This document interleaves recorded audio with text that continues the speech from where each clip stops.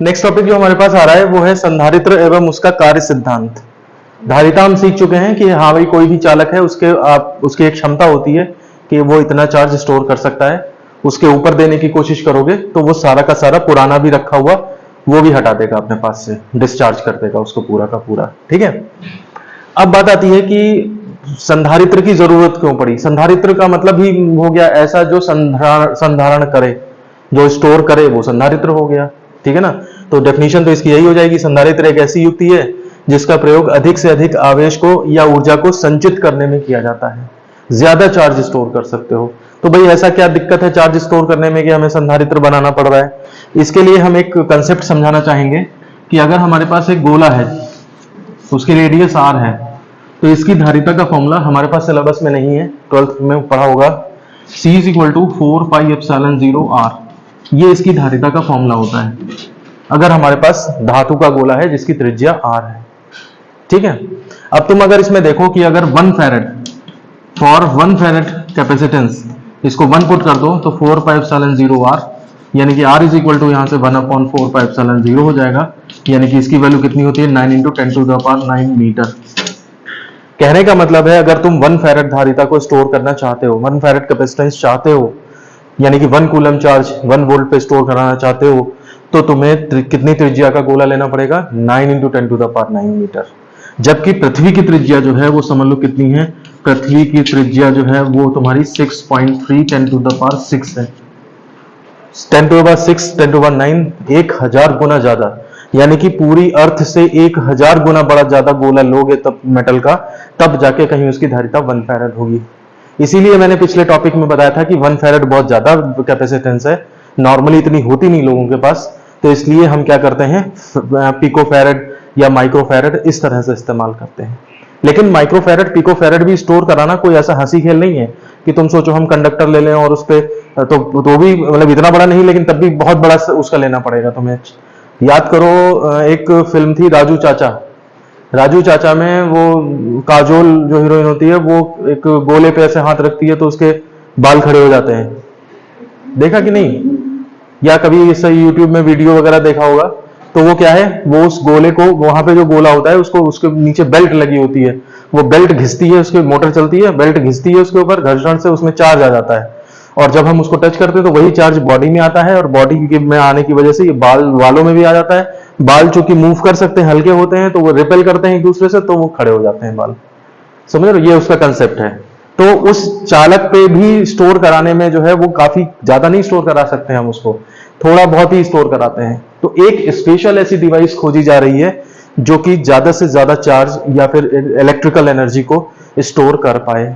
तो अब क्या उसमें ऐसा होगा, सिद्धांत उसका प्रिंसिपल क्या होगा, ये अलग से 2 नंबर में आता है पेपर में कि संधारित्र का सिद्धांत बताइए कि क्या ऐसा है उसके अंदर जिसकी वजह से वो ज्यादा चार्ज को स्टोर कर लेता है। तो इसके सिद्धांत में लोगों ने ये देखा कि अगर मान लिया सपोज करो हमारे पास एक कंडक्टर है, प्लेट है मान लिया सपोज हमारे पास, इस प्लेट को मैं ऐसे ना बना के केवल ऐसे ही बना देता हूं। ठीक है, इमेजिन करना कि ये वैसी ही प्लेट है, कोई इसको लाइन मत समझ लेना। ठीक है, तो इसमें क्या है कि अगर हमारे पास एक चालक है और हमने क्या किया, इसे हमने चार्ज देने की कोशिश करी, चार्ज इसको जो है हमने दिया, एरो ना बनाए, उससे पता लगेगा कि करंट फ्लो होती हुई मान लोगे तुम, तो इसको हमने चार्ज सप्लाई की और इसके ऊपर पता लगा चार्ज आने लगा। अब चार्ज जब आएगा इसके ऊपर तो इसके ऊपर विभव भी डेवलप होगा। ठीक, तो चार्ज आया इसके ऊपर तो इसके ऊपर विभव भी डेवलप हुआ। अब पता लगा कि इसको चार्ज देते देते देते देते मान लिया इसका जो कोरोना डिस्चार्ज होना था, यानी कि अपनी लिमिट से बाहर जब ये जाने वाला था, वो लिमिट सपोज करो 2 वोल्ट की थी, तो हम क्या करेंगे, इसको तब तक चार्ज देते रह सकते हैं जब तक कि ये 2 वोल्ट पे न पहुंच जाए, क्योंकि 2 वोल्ट लिमिट है, उसके बाद अगर देना चाहोगे तो ये पुराना जो स्टोर किया है उसको भी भगा देगा। हाँ क्या, ब्लास्ट तो नहीं होगा, डिस्चार्ज हो जाएगा बस। ठीक है ना, जैसे कभी इलेक्ट्रिशियन की दुकान में जाना या इलेक्ट्रॉनिक्स की दुकान में जाना, तो वो लोग टेस्टिंग वेस्टिंग करते हैं, कैपेसिटर की 2 टांग लगाते हैं कहीं पे, और फिर उसके बाद एक लोहा रखा रहता है उनके पास टुकड़ा, उसके ऊपर वो रखते हैं, तो एकदम से चिंगारी निकलती है, वो कैपेसिटर डिस्चार्ज हो जाता है, तो वो डिस्चार्ज हो जाएगा, बर्स्ट नहीं होगा। ठीक है, तो एक चिंगारी सी निकलेगी और हवा में ही वो इधर उधर चला जाएगा। ठीक है, तो अब इसकी कैपेसिटेंस कैसे बढ़ाई जाए। हमने मान लिया यहां पर 2 वोल्ट आ गया था इसके ऊपर, और तब तक हम मान लिया 5 कूलम चार्ज इसको दे चुके थे। अब 5 कूलम से ज्यादा चार्ज इसको स्टोर कराना है, क्या तरीका हो सकता है। तो तरीका ये बताया गया है कि इसके बगल में हम एक दूसरा कंडक्टर रख देंगे। ठीक है, दूसरा कंडक्टर रखने से क्या होगा, प्रेरण के सिद्धांत से ये इसके अंदर के इलेक्ट्रॉनों को अपनी तरफ खींचेगा, तो इस तरफ माइनस चार्ज आ जाएगा और इस तरफ क्या आ जाएगा, प्लस चार्ज आ जाएगा। ठीक, जितना ये चार्ज है प्लस क्यू, उतना ही माइनस क्यू, उतना ही प्लस क्यू ये चार्ज इसके ऊपर आएंगे। अब माइनस क्या इफेक्ट डालेगा, माइनस इसके विभव को कम करने की कोशिश करेगा, प्लस क्या करेगा, इसके विभव को बढ़ाने की कोशिश करेगा। लेकिन माइनस पास है, प्लस दूर है, तो अल्टीमेटली फिर इसका विभव क्या होगा, थोड़ा सा कम हो जाएगा। ये कम कराना चाह रहा है, ये बढ़ाना चाह रहा है, लेकिन उसका इफेक्ट है कम, तो ओवरऑल इसका इफेक्ट आएगा ना ज्यादा। तो अल्टीमेटली देखा यह जाएगा कि इसका विभव जो 2 वोल्ट था, पता लगा ये 1.9 वोल्ट रह गया। केवल इस कंडक्टर को हमने थोड़ी दूर रख दिया है, बस इसी वजह से। ठीक है ना, समझ में आ रही बात इतनी। तो इसका मतलब ये हुआ, अब मैं वापस 2 वोल्ट तक ले जाने के लिए थोड़ा सा चार्ज और दे सकता हूं, 5 कूलम प्लस मान लिया 2 कूलम और दे दिया मैंने, फिर से 2 वोल्ट तक पहुंच गया। मतलब ऐसे समझो कि बाल्टी भर गई थी बाल्टी, किसी ने 3 मग्गे पानी निकाल लिया उसमें, तो अब मैं और टोटी चला सकता हूं और उसको भर सकता हूं थोड़ा सा। तो वैसे ये विभव की जब लिमिट कम हो गई, तो हमें तो 2 वोल्ट तक मैक्सिमम स्टोर कर सकते हैं, उसके बाद डिस्चार्ज होगा, तो 2 वोल्ट तक फिर से लाने के लिए हम और चार्ज दे सकते हैं। तो इसकी धारिता बढ़ गई ना, क्योंकि ये जहां 5 कूलम स्टोर कर रहा है, अब 7 कूलम स्टोर कर रहा है। उसके बाद दूसरा तरीका ये हो सकता है, इसको हम अर्थ कर दें, ये वाली प्लेट, जो दूसरी प्लेट है, जो जोड़ी है, जो लगाई है, इसको हम अर्थिंग दे दें। तो अर्थिंग से क्या होगा, ये सारा का सारा पॉजिटिव चार्ज यहां से सब अर्थ में चला जाएगा। एक्चुअली पॉजिटिव नहीं जाएगा, इलेक्ट्रॉन यहां से आकर के उसको न्यूट्रलाइज करेंगे, कह सकते हो तुम कि पॉजिटिव वहां चला गया। अदरवाइज इलेक्ट्रॉन जो है, वास्तव में इलेक्ट्रॉन मूवेबल है ना, प्लस मूवेबल नहीं है, तो इसलिए होगा वास्तव में ये कि इलेक्ट्रॉन्स आकर के इसे न्यूट्रलाइज करेंगे, लेकिन कह सकते हैं हम कि प्लस इसका इधर चला जाएगा। अब क्या हुआ, अब ये हुआ कि जो पॉजिटिव इसको सपोर्ट दे रहा था थोड़ा बहुत, वो हट गया, तो अब वोल्टेज फिर कम हो जाएगा। नहीं समझे, अब तो नेगेटिव ही बचा, जो डाउन कर रहा था वही डाउन आ जाएगा, वो तो सपोर्ट हट गया, तो पता लगा 2 वोल्ट से फिर वो 1.6 वोल्ट पे पहुंच गया। अब क्या करोगे, अब इसको फिर तुम 1.6 को फिर 2 लाने के लिए क्या करोगे, और चार्ज दे सकते हो, तो पता लगा 7 हो गया था, 7 में 3 कूलम और दे दिया तुमने। समझ रहे हो बात को। तो किसी तरह से इसका वोल्टेज कम कम कम कम करके चार्ज धारण करने की क्षमता को बढ़ाते चले जा रहे हैं हम। समझ रहे हो। एक और तरीका है कि इसके बीच में हम परावैद्युत पदार्थ रख दें। ये हमने इसके बीच में परावैद्युत पदार्थ रख दिया। ये कैलकुलेशंस आगे शो होंगी कि परावैद्युत पदार्थ रखने पर भी इसकी धारिता जो है वो और बढ़ जाती है। ठीक है ना, विभव कम हो जाता है। तो मान लिया 2 का फिर से 1.8 वोल्ट हो गया, उतना करने के लिए 10 कूलम तो आ ही गया था, पता लगा 2 कूलम और कर दिया, तो 12 कूलम। तो जहां 5 कूलम स्टोर हो पा रहे थे, वहां पर हमारे 12 कूलम स्टोर होने लगेंगे। तो इस तरह से इन 3 तरीकों से, नंबर 1 तरीका क्या है, दूसरा कंडक्टर रखा, दूसरा तरीका क्या है, उसको अर्थ कर दिया, और तीसरा काम क्या है कि हमने बीच में डाइलेक्ट्रिक स्लैब रख दी, यानी कि परावैद्युत पदार्थ रख दिया। इन 3 कामों से हम किसी भी चालक की धारिता बढ़ा सकते हैं। तो जब भी पेपर में आएगा कि संधारित्र का सिद्धांत बताइए, तो हम क्या करेंगे, इसमें 3 स्टेप यही लिख देंगे कि पहले लिख देंगे कि किसी चालक की धारिता निम्न 3 तरीकों से बढ़ाई जा सकती है। पहला तरीका क्या है, प्रथम चालक के पास दूसरा चालक रखकर। अब इसकी कहानी जो मैंने समझाई है वो लिखने की जरूरत नहीं है, वो डिपेंड करेगा क्वेश्चन कितने मार्क्स का पूछा जा रहा है। यही क्वेश्चन 5 नंबर में पूछ दिया जाए तो फिर भाई तुम समझा देना उसके अंदर, ठीक है ना। नहीं 2 नंबर में 1 नंबर में पूछा जा रहा है तो सिंपली 3 लाइन लिख दी, बस खत्म। डायग्राम तक बनाने की जरूरत नहीं है।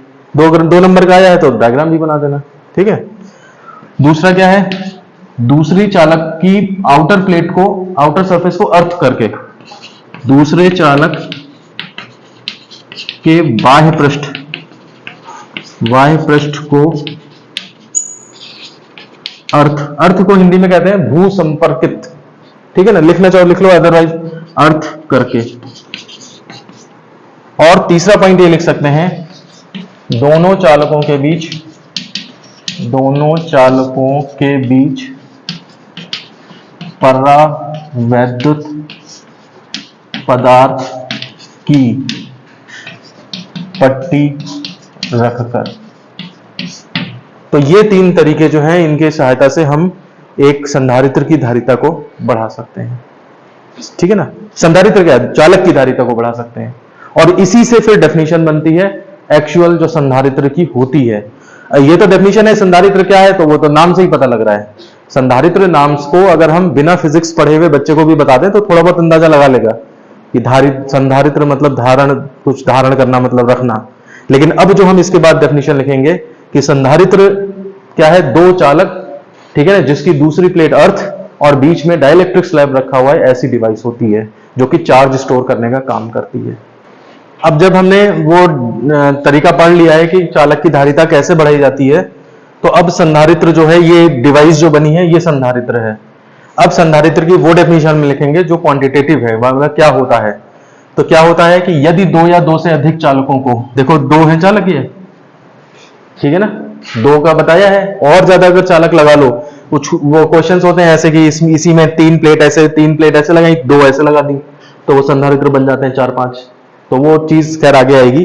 यदि दो या दो से अधिक चालकों को एक विद्युत रोधी माध्यम मतलब यही डाइलेक्ट्रिक स्लैब, परावैद्युत पदार्थ, तो विद्युत रोधी माध्यम द्वारा अलग अलग करें और पास पास रखा जाए, मतलब ये चिपकने ना पाए।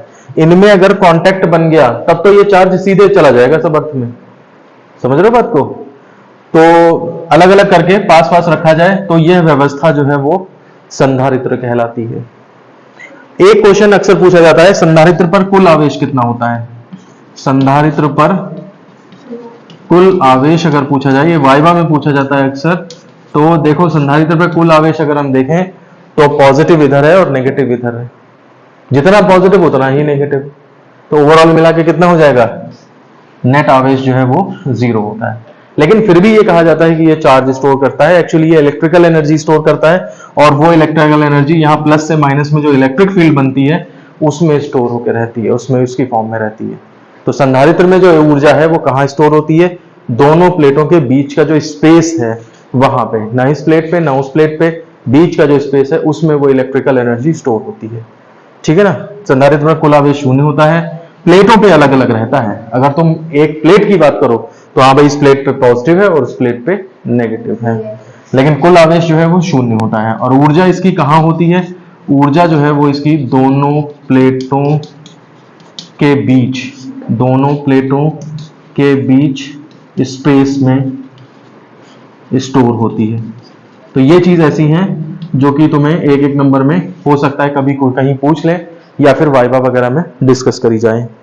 तो इस तरह से ये संधारित्र का जो सिद्धांत है और उसकी परिभाषा, ये चीज क्लियर होती है, ठीक है, कंप्लीट होती है तुम्हारी।